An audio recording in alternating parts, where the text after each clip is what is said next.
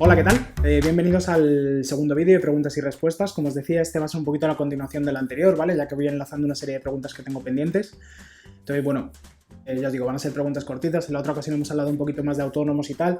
Hoy os vengo a hablar un poquito más de aspectos de kinesiología, sobre todo, y de terapia un poquito en general, ¿no? Pero sobre todo de kinesiología, que es de lo que más, una de las cosas que más trabajo y sobre las que más me preguntáis. Entonces, bueno, vamos al lío. Igual que siempre os digo, no leo la pregunta entera, ¿vale? Las preguntas a veces son más largas, más cortas, pero bueno, me quedo simplemente con el extracto para que os pueda servir de utilidad. Entonces, la primera pregunta es, y esta me la hacéis mogollón, tanto por Messenger como por WhatsApp, la gente que me conocéis más, tanto por sobre todo los alumnos de los cursos, es: ¿me puedo testar a mí mismo con kinesiología, el autotestaje con kinesiología? Y la respuesta que doy siempre es sí, se puede, pero yo no lo uso, ¿vale? Con kinesiología tenemos un método, tenemos hasta 5 métodos de testaje.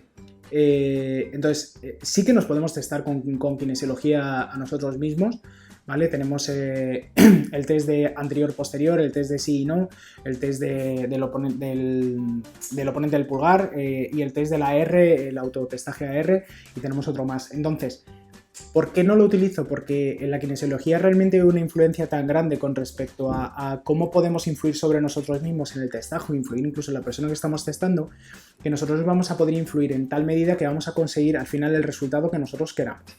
Vamos a poner un caso muy extremo. Vamos a suponer que nos gusta un tipo de cerveza concreto, ¿vale? Pero lo que queremos testar es si ese tipo de cerveza nos va bien o nos va mal.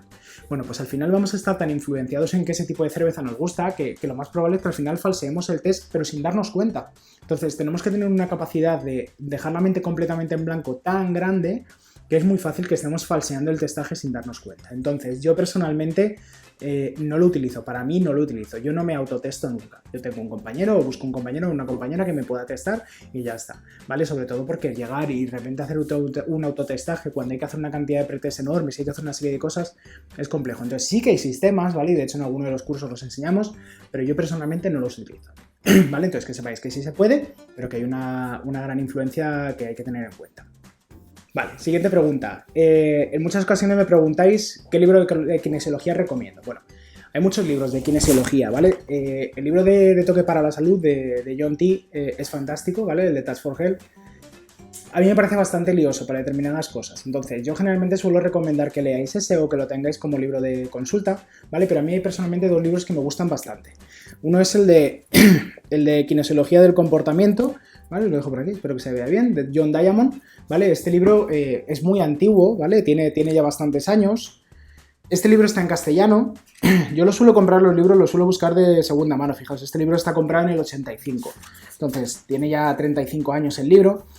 Y a mí este libro personalmente me gusta bastante. Y luego hay otro, que es el de Your Body Can Talk, de Susan L. Levy. Es un libro que está en inglés, ¿vale? Este libro igual, yo suelo comprar muchos libros de ese estilo de segunda mano, los voy buscando por ahí, ¿vale?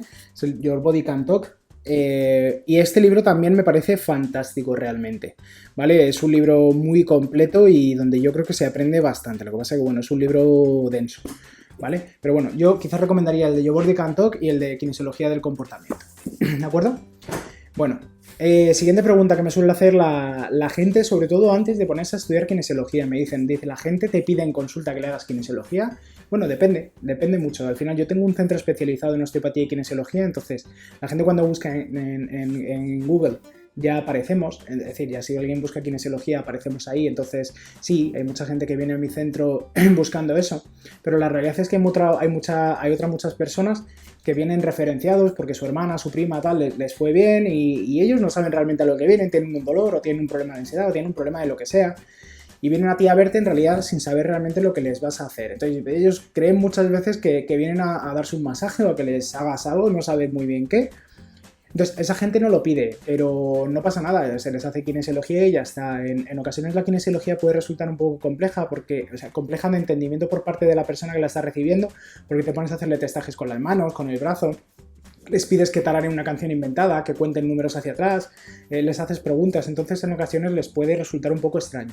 Pero no tengáis miedo, porque la realidad es que yo a día de hoy no he encontrado a nadie que reciba mal la kinesiología, es decir, que no le guste. Sí que quizá al principio cuando me llegaba más a ello, y quizá a lo mejor incluso yo os diría que más por mi propia falta de seguridad a lo mejor en el ejercicio terapéutico de la kinesiología, me podía encontrar quizá más rechazo, pero quizá era por mi propia culpa, ¿no? A día de hoy ya tengo muy claro en qué ocasiones sí, en qué ocasiones no hay que aplicar kinesiología, y entonces voy mucho más directo, le explicas a las personas lo que le vas a hacer, y entonces yo no tengo nunca ningún problema, ¿vale? La realidad es que la gente lo recibe muy bien. Yo os digo, mi centro está especializado en osteopatía y kinesiología, entonces mucha gente viene buscándolo, pero incluso la gente que no viene buscándolo, cuando les haces kinesiología, al final si ellos vienen con un dolor de hombro y mejoran ese dolor de hombro, en realidad se van contentos porque a lo mejor ya han pasado por más manos, no han conseguido resultados y por primera vez a lo mejor empiezan a ver un poco la luz, entonces lo reciben muy gratamente, ¿vale?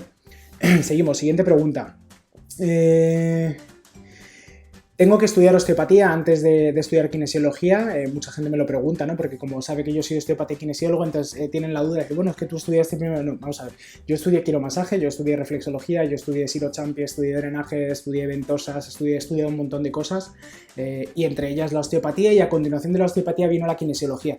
Pero no es necesario en absoluto. Sí que es cierto que a mí el estudio de osteopatía fueron 4 años, donde al final estudié mucha fisiología, anatomía, psicología, farmacología, bioestadística, es decir, fueron unos estudios bastante completos en los de osteopatía.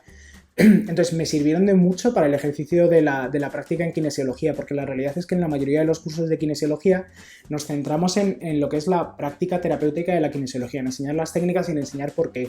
Nosotros sí que es verdad que en IFE con la plataforma tenemos cursos de anatomía, de recogida de datos, tenemos diferentes cosas porque entendemos que la práctica terapéutica implica mucho más que solamente la propia práctica, pero la realidad es que no es necesario estudiar osteopatía para estudiar kinesiología. Lo que pasa es que tienes que tener una base de ciertas cosas, tienes que tener una base anatómica, tienes que tener una serie de conceptos fisiológicos fundamentales.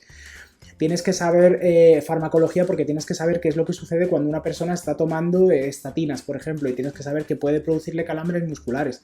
Entonces, en un momento dado, tú vas a tener que poder testar si esas estatinas o esos calambres musculares que tiene la persona tienen relación con las estatinas. Entonces, conocer la fisiología y conocer determinados conceptos generales del ámbito sanitario, ¿vale? Porque al final, aunque seamos parasanitarios, el para no implica que no tengamos que saber de salud. Tenemos que tener unos conceptos de salud lo más amplios posible. Entonces, os daréis cuenta además que cuando vayáis estudiando, un abanico más amplio se os abre y casi más difícil os cuesta elegir la técnica adecuada, ¿no? Pero la realidad es que no es necesario estudiar osteopatía, pero es un añadido más a la formación, vamos, para nada. O sea, puedes venir, perdón, puedes venir directo del masaje, puedes venir directo de donde quieras, incluso puedes empezar directamente con kinesiología, que no pasa nada, durante los cursos te va enseñando todo lo que necesitas saber, ¿vale? Y vamos a la siguiente pregunta, que es la última, que hay mucha gente que me pregunta que acaba de terminar quiromasaje. De hecho, hace poco en uno de los grupos de Facebook en los que estoy habitualmente, una de las personas me preguntó en el grupo qué estudiar después de quiromasaje, y a raíz de esa pregunta respondí, bueno, pues me escribieron más personas por Messenger, qué estudiar después de quiromasaje, ¿vale? ¿Qué recomendación le hacía? Bueno, es muy complicado, cada uno va a depender mucho de la orientación terapéutica que tenga cada uno. Hay gente que según termina quiromasaje se mete a estudiar registros acásicos. Hay gente que termina quiromasaje y estudia reiki. Hay gente que termina quiromasaje y estudia vendaje neuromuscular. Gente que termina quiromasaje y estudia deportivo. O estudia cupping, ventosas. O estudia kinesiología. Entonces, depende muchísimo de la orientación terapéutica que tengas.